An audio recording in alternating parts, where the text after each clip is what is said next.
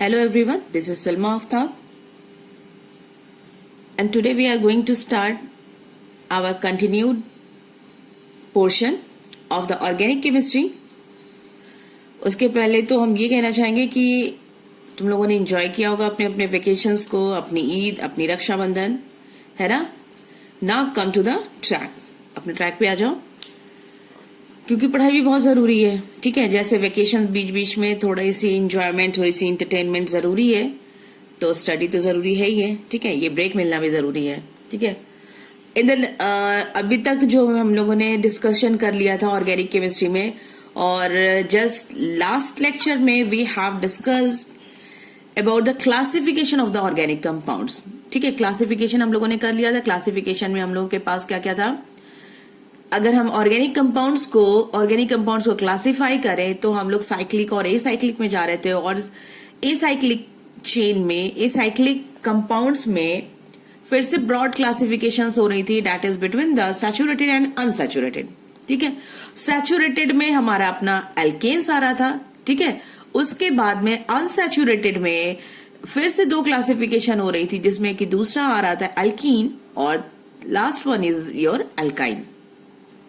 तो अब हम लोग एक एक कंपाउंड्स को लेके चलेंगे और उसकी हम लोग क्या करेंगे, डिस्कशन करेंगे. ठीक है, अब हम आ जाते हैं अपने एल्केन्स में. Alkanes the compound of carbons and hydrogen. पता ही है कि हाइड्रोजन और कार्बन का कंपाउंड होगा in which the valencies of all the carbons atoms are satisfied having only carbon to carbon single bond. ये तो हम लोग पढ़ चुके थे कि carbon to carbon single bond जहां पर होगा, जहां पे सैचुरेशन होगी, that is called your alkanes. और वही और उसका अनदर नेम है सैचुरेटेड हाइड्रोकार्बन, एल्केन्स, और ऑल्सो कॉल्ड एज पैराफीन्स. ठीक है, इसी को हम पैराफीन भी कहते हैं. And the general formula of the alkene is CnH2n+2. ये क्या फॉर्मूला है भाई, इसमें तो बड़ा खतरनाक से लग रहा है, बट हम फॉर्मूले को अभी अब डिस्कस करते हैं. ठीक है, एक एक चीज करके डिस्कशन करते हैं. कोई भी प्रॉब्लम होगी नहीं, कुछ भी ऐसी कोई प्रॉब्लम आएगी ही नहीं जैसा हम पढ़ाने जा रहे हैं अभी. ठीक है, आसानी से सारी चीजें you can clear everything. Formula है CnH2n+2 और N is the number of carbon atom. ठीक है, N is the number of carbon atom. ये हम लोग का जनरल फॉर्मूला है एल्केन्स का. ठीक है, एल्केन. उससे पहले हम लोग क्या करते हैं, उससे पहले ये फॉर्मूला को समझने के लिए, before understanding this formula we have to understand the Greek language. जो ग्रीक लैंग्वेज की तरफ से जो हम लोग को नॉमेनक्लेचर मिला है कि ग्रीक लैंग्वेज में यहाँ पे CnH2n+2 है. ठीक है, अकॉर्डिंग, क्योंकि उसी को अप्लाई करके हम लोग यहाँ पे फॉर्मूला को भी हम देखेंगे सारी. ठीक है, नॉमेनक्लेचर हम लोग को पढ़ना ही पढ़ना, विच इज वेरी इंपॉर्टेंट, और स्कोरिंग भी है, एग्जाम में जरूर से क्वेश्चन आता है. ठीक है, तो हम आ जाते हैं पहले कि नंबर ऑफ कार्बन एटम्स. अगर नंबर ऑफ कार्बन एटम्स अगर इधर लिख दिए, ठीक है, नंबर ऑफ कार्बन एटम्स, चलो पूरा लिख देते हैं. ठीक है, number of carbon atoms and here we will write the Greek name. ठीक है, ग्रीक नेम. ठीक है, ये यहां से हम लोग की सीधी है. ठीक है, व्हाटएवर. अब इंग्लिश लैंग्वेज के पहले तो हम लोग की अपनी आई है ग्रीक लैंग्वेज. ठीक है, इंग्लिश तो अभी आई नहीं, तो उस टाइम में फिर उसी लैंग्वेज को IUPAC ने एक, हम कह सकते हैं IUPAC ने रिकमेंड कर दिया कि नहीं, अब हम इसी को फॉलो करके चलेंगे, नॉमेनक्लेचर जो है हम इसी को फॉलो करके चलेंगे. तो ग्रीक ने क्या दिया था, ग्रीक ने कहा था कि अगर if we have one carbon atom, ठीक है, ये यहां पे कह रहे हैं ना, N is the number of carbon atom. If we have one carbon atom, ठीक है, वन कार्बन एटम, 2, 3, ये पूरा लिख लेते हैं. ठीक है, ऐसे तुम लोग भी लिखते जाओ. 4 carbon atom, 5, 6, 7, 8 carbon atom, 9 carbon atom and 10 carbon atom. ठीक है, यहां तक तो पढ़ लो, कोई बात नहीं. If any compound, if we have one carbon atom, अगर वहां पे एक कार्बन एटम है तो हम लोग उसको क्या लिखेंगे, according to the Greek name we will write meth. ठीक है, मेथ।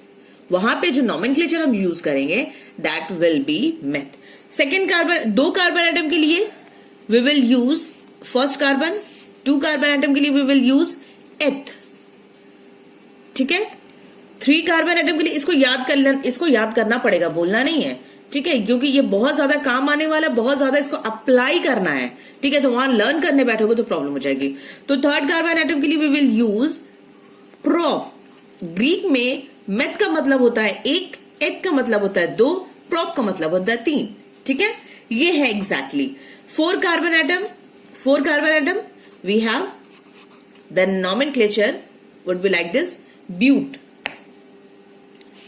ठीक है, बट नहीं पढ़ना है। और 5 carbon atom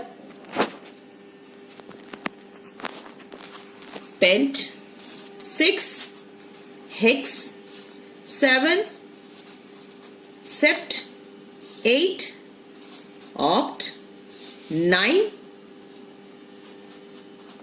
non and 10 is your dec, ठीक है। ये ग्रीक नेम है और इसी को आईयूपीएसी नेम, आईयूपीएसी यानी कि international union of pure and applied chemistry, जो कि सारी चीजों को वो रेकमेंड करती है। ना it is clear up to this कि अगर ये सारे एटम्स हैं तो हमें कौन सा वर्ड यूज करना है नॉमेनक्लेचर में, ठीक है। अब 1, 2 से लेके 10 तक we have these Greek names जो कि we will use in the nomenclature. Now अब हम आते हैं कि इसको हम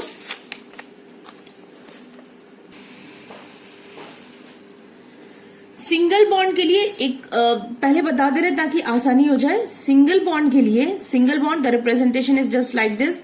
सिंगल बॉन्ड के लिए क्या यूज करेंगे? For the double bond and then triple bond, कौन सी nomenclature we are going to use? Single bond के लिए वी विल यूज एन, ठीक है, एन यूज करेंगे। डबल बॉन्ड के लिए we will use ene and for the triple bond we will use yne, ठीक है। ये तीनों चीजें क्लियर है।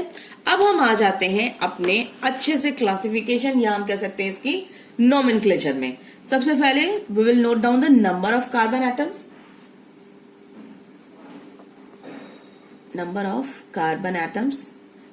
अभी इसकी नॉमेनक्लेचर बहुत डिटेल हम लोग को करनी है, बट अभी एल्केन, एल्कीन, एल्काइन अभी स्टडी कर रहे हैं, तो सिंपल वाले अभी हम पढ़ेंगे बस। अभी हम बिल्कुल ट्रिकी और जो बिल्कुल कॉम्प्लेक्स होंगे उसको नहीं पढ़ना है, ठीक है। नाउ अभी हम लोग कौन सा पढ़ने जा रहे हैं? कोई भी ऑर्गेनिक कंपाउंड को we will represent in 3 ways. उसका है, फर्स्ट है मॉलिक्यूलर फॉर्मूला, मॉलिक्यूलर फॉर्मूला में रिप्रेजेंट करते हैं। Then structural formula, structural formula से भी रिप्रेजेंट करना हमें आना चाहिए। And last one is your condensed formula, ठीक है। मेरी कॉपी थोड़ी छोटी पड़ रही है लेकिन आप लोग अच्छे से करना। और मेरी वेट,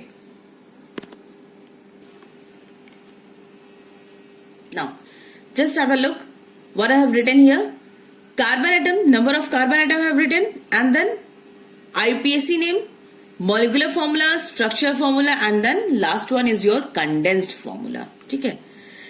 किसी भी any of the organic compound can be represented in 3 ways. उसकी molecular formula होगी कुछ ना कुछ, structure formula something different, and we can represent in condensed formula also, condensed way also, ठीक है। तो number of if the carbon atom is 1, तो IPAC ने क्या कहा? आईपीएसी के अकॉर्डिंग अगर कार्बन एटम 1 है तो अभी पीछे पढ़ा ग्रीक वर्ड क्या यूज करेंगे? मेथ यूज करेंगे, ठीक है, मेथ यूज करेंगे। Because we are starting the single bond, alkane की स्टडी कर रहे हैं। सिंगल बॉन्ड में ही तो हम लोग का अपना आ जाएगा एल्केन, यानी कि जितने भी एल्केन होंगे उसमें एन वर्ड यूज होगा। जितने भी डबल बॉन्ड होंगे दैट विल बी एल्कीन, और जितने भी ट्रिपल बॉन्ड वाले यूज होंगे वो होंगे हम लोग के एल्काइन, ठीक है, एल्काइन। तो अब देखो मेथ और सिंगल बॉन्ड के लिए क्या यूज करेंगे? एन, तो हो जाएगा मिथेन। अब इसको साथ में पढ़ेंगे, मिथेन, ठीक है। 2 कार्बन एटम के लिए क्या था?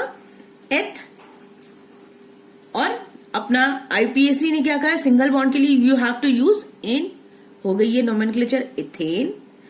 थर्ड कार्बन आइटम के लिए यानी कि 3 कार्बन आइटम के लिए क्या यूज करेंगे, प्रोप, ब्यूट, 5 के लिए पेंट, 6 के लिए हेक्स।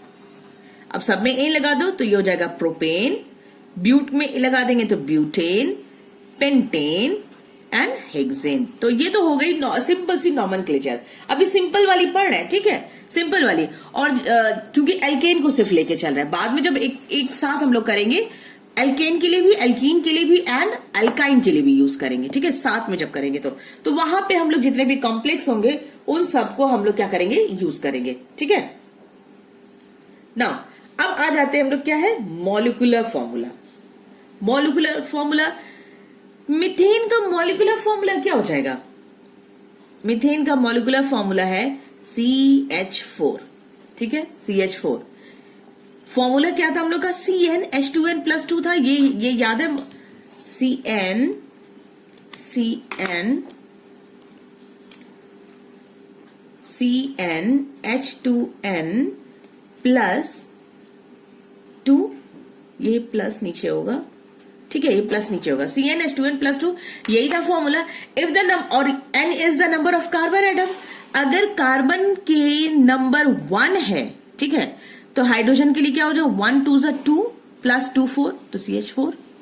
कार्बन आइटम 1 है, ये तो लिखा है ना 1, तो C1 हो गया, और हाइड्रोजन की नंबरिंग कितनी हो जाएगी, 1 2 2 प्लस 2 4, तो ये हो गया क्या, CH4। If we have the number of carbon atom is 2, तो C2 लिख दिया, ठीक है, 2, तो H की वैल्यू कितनी हो जाएगी, 2 2 4 प्लस 2 6, तो हो गया फॉर्मूला हम लोगों का C2H6। इथेन का फॉर्मूला हो जाएगा C2H6, because the general formula of the alkene is your CnH2n+2। तो इसको याद रखना है, ठीक है, भूलना नहीं। कभी अगर सपोज भूल रहे हो, वैसे तो फॉर्मूला याद करना होगा, बट अगर कहीं भूल रहे हो तो you can determine by using the formula. अब आ जाओ, C number of carbon atom is 3, C3 लिख दिया। हाइड्रोजन की वैल्यू कितनी हो जाएगी, 2 3 6, ठीक है, ये n की वैल्यू हो जाएगी 3, तो 2 3 6 प्लस 2 8, तो C3H8 is the molecular formula of propane. 4 के लिए क्या हो जाएगा, C4, तो 4 2 8 प्लस 2 10, हो गया C4H10। 5 के लिए क्या हो जाएगा, C5, और 5 2 10 प्लस 2 12, C5H12। 6 के लिए क्या हो जाएगा, C6H कितनी होगी, 6 2 12 plus 2 14, C6H14। Clear, is it clear to all of you कि मॉलिक्यूलर फॉर्मूला कैसे डिराइव कर लिए, बिल्कुल आसानी से by using the general formula. और ग्रीक ने नंबर 1 कार्बन आइटम के लिए, एक कार्बन आइटम के लिए मेथ यूज किया था, और एल्केन के लिए जितने भी सिंगल बॉन्ड है, द आईपीएसी ने रिकमेंड किया कि we will use the ane word, ठीक है। नाउ ये तो हो गया, ठीक। अब हम आ जाते हैं इसके स्ट्रक्चर फॉर्मूला में। स्ट्रक्चर फॉर्मूला में क्या हो जाएगा, स्ट्रक्चर फॉर्मूला में, क्योंकि कार्बन की यहाँ पे वैलेंसी क्या है, 4 है, और कार्बन किससे सेटिस्फाई है, सिंगल बॉन्ड से, ठीक है, कार्बन सिंगल बॉन्ड से सेटिस्फाई है, तो C और 4 हाइड्रोजन लगे हुए हैं स्ट्रक्चर फॉर्मूला में, एक हाइड्रोजन इधर, एक हाइड्रोजन इधर, ये इधर, और ये हो गया, ठीक है। इसको दूसरे कलर से रिप्रेजेंट करते हैं, that will be much better.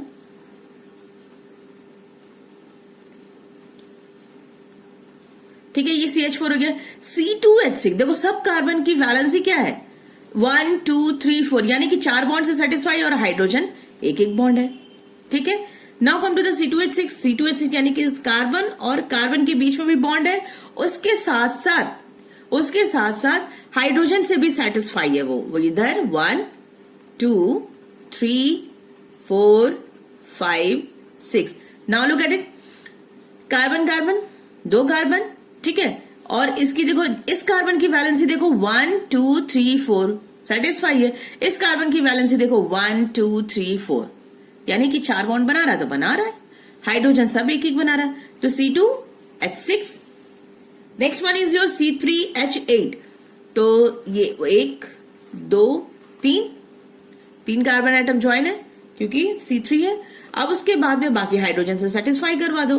1 2 3 4 5 6 7 8।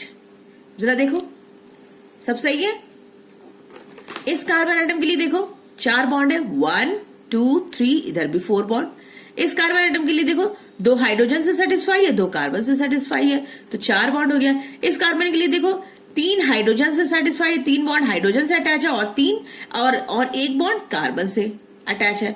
तो ये हो गया हम लोगों का C3H8। C4 भी ऐसे बना सकते हो ना, 1 2 3 4। C5 में 1 2 3 4 5। C6 में 1 2 3 4 5 6। वाव, सब हम इसमें एडजस्ट कर दिए। ठीक है, अब हाइड्रोजन खुद से अटैच कर लो। ठीक है, now come to the condensed formula. Condensed formula, वैसे कंडेंस फॉर्मूला ये तो मॉलिक्यूलर फॉर्मूला हो गया। कंडेंस फॉर्मूला बहुत कहीं कहीं ये सेम भी होगा, कहीं कहीं डिफरेंस होगा। कंडेंस फॉर्मूला इसका यही बनेगा, CH4 ही बनेगा। ठीक है, condense formula will be CH4। ठीक है, क्योंकि एक ही कार्बन एटम है। अब देखो इसमें क्या होगा, क्या इसका भी सेम होगा? नहीं, इसका सेम नहीं होगा। इसका हो जाएगा, देखो ये CH3 इधर से, ये CH3 इधर है, मतलब एक CH3 फिर एक CH3, तो क्या हो गया C2H6, CH3 और ये हो गया CH3 ऐसे। ठीक है, this is your condense formula. इसके लिए देखो CH3 है, फिर CH2 है, फिर CH3, मतलब कार्बन एटम के साथ, कार्बन के साथ कितने हाइड्रोजन अटैच है उसको अगर हम रिप्रेजेंट करेंगे तो उस फॉर्मूले को हम कहेंगे कंडेंस फॉर्मूला। तो ये CH3, पहले CH3 है, देन वी हैव CH2, फिर देन वी हैव CH3। ठीक है, नाउ यहां पे भी क्या हो जाएगा, इसके साथ CH3 होगा, CH2 CH2 CH3, यही है इसकी रिप्रेजेंटेशन। CH3 CH2 फिर से CH2 और CH3। ठीक है, अब इसको भी कंडेंस फॉर्मूला पेंटेन के लिए भी लिखो और हेक्सेन के लिए भी। ठीक है, ये अब यहां तक कंप्लीट हो जाना चाहिए और समझ में आ रहा है। इज एवरीथिंग इज क्लियर और नॉट? नहीं क्लियर है तो पूछ लेना। ठीक है, you can ask in the comment box. अच्छा, अब ये देखो, ये पूरी चीजें, सारी चीजें क्लियर हो गई कि कार्बन एटम एक है, उसकी IUPAC name, molecular formula, structure formula and then last one is your condense formula. ये सारी चीजें क्लियर है। अब इसमें से एक चीज निकलकर सामने आ रही है, एक चीज बहुत इंपॉर्टेंट चीज निकलकर सामने आ रही है, that is your homologous series. बहुत इंपॉर्टेंट है एल्केन के लिए homologous series. Now, homologous series. A homologous series is a group of organic compounds having similar structure and similar chemical properties and differ by CH2 group. अब ये क्या बोला है भाई, क्या आ गया CH2 ग्रुप से homologous series, ये क्या रिलेशन है? हम यहीं से देखेंगे। ठीक है, बुक में अलग से बनाया हुआ है बट हम इसको यहीं से देखेंगे। And you have to make a different chart, अलग अलग ये प्रॉपर्टीज, ताकि तुम लोगों को समझ में आ जाए अच्छे से। एक्चुअली देखो यहाँ पे देखो CH4 है। ठीक है, फर्स्ट कार्बन एटम, एक कार्बन एटम का अगर कंपाउंड बन रहा है तो लीस्ट कार्बन एटम का, तो हम लोग का कंपाउंड कौन सा बन रहा है? That is your, bye using the general formula, that is your CH4। ठीक है, ये CH4 बन रहा है। ठीक है, अब CH4 के बाद अगर 2 कार्बन एटम लिया है तो कंपाउंड क्या बन रहा है? C2H6, C2H6। जरा डिफरेंस देखो इन लोग के बीच में। I want to show you the difference between them. Difference हम शो कराना चाह रहे हैं और डिफरेंस जो है देखो, इनके और इनके बीच में एक CH4 है और ये C2H6 है। एक कार्बन का डिफरेंस आया, कार्बन कार्बन में देखो, एक यहाँ कार्बन है, यहाँ पे 2 कार्बन, तो कितना डिफरेंस है कार्बन में? 1 कार्बन का डिफरेंस है। ठीक है, हाइड्रोजन 4 है, यहाँ पे हाइड्रोजन क्या है? 6 है। यहाँ पे हाइड्रोजन 4 है और यहाँ पे हाइड्रोजन 6 है, तो क्या हो गया? कितना डिफरेंस हो गया हाइड्रोजन का? 2 हाइड्रोजन का डिफरेंस हो गया इन दोनों के बीच में हुआ। Now come to the third one. Second से जब हम थर्ड में आ रहे हैं तो C2 C3 यानी कि 1 कार्बन का डिफरेंस। ठीक है, C2 से C3 पे आ रहे हैं, 1 कार्बन का एटम का difference. Now H6 we have 6 hydrogen atom and here we have 8 hydrogen atom. तो कितना डिफरेंस हुआ? फिर से वही 2 का 6 से बन गया 8, फिर से क्या डिफरेंस हुआ? 2 हाइड्रोजन का difference. Clear? Clear? Now again C3 से जब C4 पे आ रहा है, C3 से C4 पे, C3C4 यानी कि एक कार्बन आइटम का डिफरेंस, और हाइड्रोजन 8 से now it is converted into hydrogen 10। हाँ, क्लियर है? तो 8 हाइड्रोजन से 10 हाइड्रोजन में कन्वर्ट हो रहा है। फिर से हम आ जाओ, फिर से वही आ गया CH2। इजी है ना? फिर इसके बाद में देखो C4H10 है, C4H10 से हम बना रहे हैं ब्यूटेन से पेंटेन बना रहे हैं C4H10 और यहाँ C5। तो एक कार्बन आइटम ये, और 10 हाइड्रोजन से किस में चेंज हो रहा है? It is converting into the 12 hydrogen atom. तो फिर से डिफरेंस क्या आ गया अपना? वही CH2 का डिफरेंस आ गया। एंड देन C5 से लेके C6 यानी कि एक कार्बन आइटम, C12 से C14 यानी कि 2 हाइड्रोजन आइटम। तो देखो एग्जैक्ट सब में क्या डिफरेंस आ रहा है। और हम आगे जाएंगे, कैलकुलेट करके देखना, पूरा 10 तक लेके जाओ, देखो 10 के आगे तक भी लेके जाओगे तो यही आएगा डिफरेंस। CH2 का डिफरेंस आएगा सबके सब कंपाउंड में, जस्ट उसके सक्सेसिव में जाओगे तब। 2 अगर गैप कर दोगे तब तो प्रॉब्लम हो जाएगी, C2H4 हो जाएगा। बट एक कार्बन आइटम से दूसरे कार्बन आइटम में जा रहे हो जस्ट उसके सक्सेसिव में, then we have a difference of CH2 group in each of the compound. ये क्लियर हो रहा है? और इसी को कहते हैं हम लोग होमोलोगस सीरीज। तो होमोलोगस सीरीज में क्या है? A homologous series is a group of organic compound, सब है group of organic compounds having similar structure. Structure देखो ऑलमोस्ट सिमिलर ही तो है, बहुत ज्यादा डिफरेंस तो नहीं है। And similar chemical properties, chemical properties भी इनकी ऑलमोस्ट सेम ही होती है, ठीक है। But their physical structure, physical properties is totally different.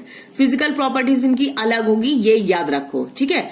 ऐसा नहीं कि फिजिकल केमिकल प्रॉपर्टीज इनकी केमिकल प्रॉपर्टीज क्या है? सिमिलर है, so the physical property will also be similar. नहीं, फिजिकल प्रॉपर्टी इनकी अलग होगी because of changing their molecular mass, ठीक है, मॉलिक्यूलर मास चेंज होने की वजह से।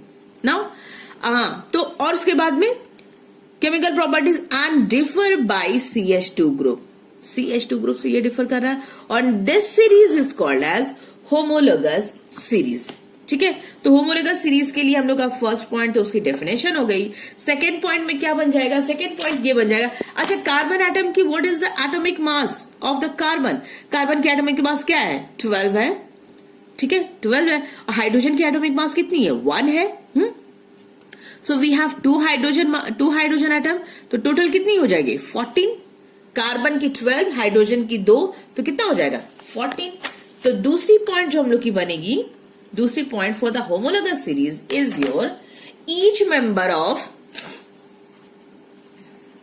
अब हम आ जा रहे हैं, each members of homologous series, each members of homologous series differs by the next by CH2 group और by molecular mass 14 AMU। ये होगा ना, एक कार्बन एटम के लिए 12 और 2 हाइड्रोजन एटम के लिए 2, तो ये हो जाएगा 14 एटॉमिक मास यूनिट। हर कंपाउंड में मॉलिक्यूलर मास इतनी डिफर करेगी। अगर CH2 है तो होमोलोगस सीरीज, तो मॉलिक्यूलर मास से अगर हम उसकी डिफरेंस चेक करेंगे तो हम लोग का कितना आएगा? 14 atomic mass unit. Homologous series can be prepared by the same general method of preparation. जितने भी है, यानी कि methane, ethane, propane, butane, they all can be prepared by the same general method of the preparation. अलग अलग तरीके से नहीं प्रिपेयर करेंगे, ठीक है, because their difference is only CH2, सिर्फ उनका number of carbon atom change हो रहा है, CH2। And all the homologous have similar chemical, अभी जस्ट जो डिस्कस किया था कि सिमिलर केमिकल प्रॉपर्टीज तो होगी, केमिकल प्रॉपर्टीज उनकी सेम होगी, बट डिफरेंट फिजिकल प्रॉपर्टीज, उनकी फिजिकल प्रॉपर्टीज क्या होगी? डिफरेंट होगी due to the change in the molecular mass, ठीक है। मॉलिक्यूलर मास चेंज हो रहा है, क्योंकि C2 अगर है, C2H6 है, तो क्या होगा नेक्स्ट? C2H6 से क्या हो जा रहा है? C2H6, तो फर्स्ट हम लोग का CH4, C2H6, C3H8, ये सारे चेंज होते चले जा रहे हैं। तो that's why their physical property change हो रही है because of their changing in their molecular mass. CH4 की कितनी बनेगी हम लोग की? 12 + 4 16 होगी मॉलिक्यूलर मास। 12 प्लस 4 16, इसकी कितनी बनेगी? 12 प्लस 12 24 हो गया ये, और प्लस हो गया 6, यानी कि ये 30 बन रहा है। और ये कितना हो रहा है? ये हो जा रहा है हम लोग का 36 प्लस 8, यानी कि ये 16 और ये हो गया 30 और ये हो गया 44, ये 44। मॉलिक्यूलर मास क्या हो रहा है? चेंज हो रहा है, 16, 30 एंड देन 44, ये हो गया मॉलिक्यूलर मास। सो आज तक के लिए इतना ही, ठीक है। आई एम स्टॉपिंग हियर, और आई होप कि सारी चीजें क्लियर हो रही है, ठीक है। एक एक चीज क्लियर कर लो। In the next class we will discuss the nomenclature of the organic compound.